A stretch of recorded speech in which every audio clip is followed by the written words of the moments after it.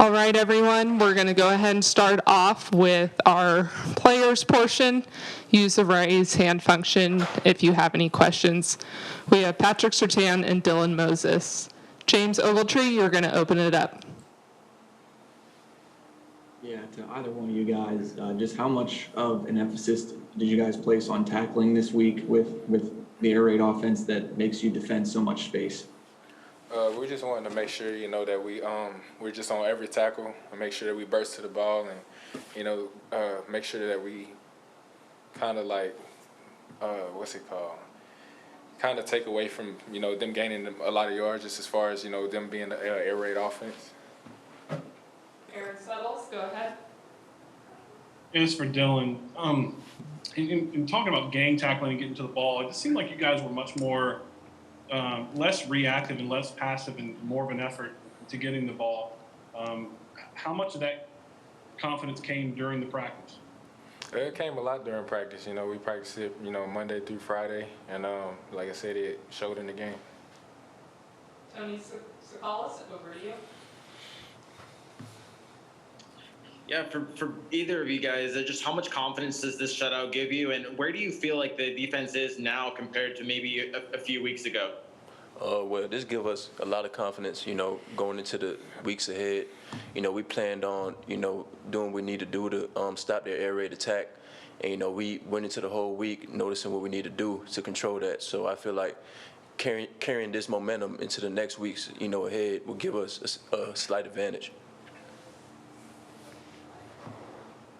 Charlie Potter, over to you.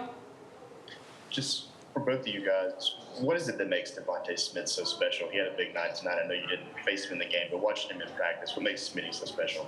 It's just the work that he puts in, day in and day out. Guys, first one in, last one out. After practice, he's always catching balls. He perfects his craft, and that's what makes him a great player. Aaron Settles, back to you. Pat, walk us through that pick six that you had.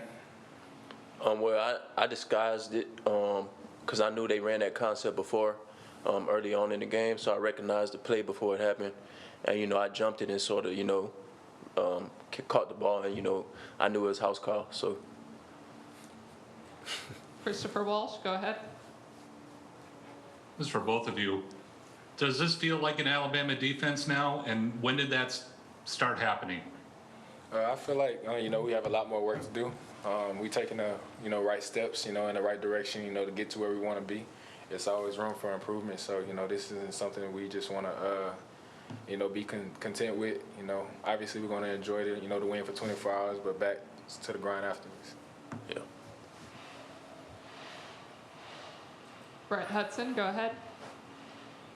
For Dylan, the defense having played the way it has the last couple of weeks, is the morale around the defense a little bit different than it was maybe 3 weeks ago? Oh yeah, of course. Like I said, we have a lot of young guys on our defense, and it's just us, getting used to playing off of each other. So with each and every game that goes by, the more comfortable we get with playing with each other and playing off of each other. So, I'm very confident in every game that we play. We'll finish up with the defense with James Ogletree.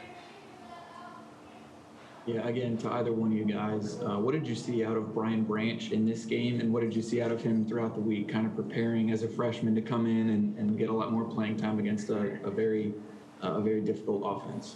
Well, Brian, he played a big-time game.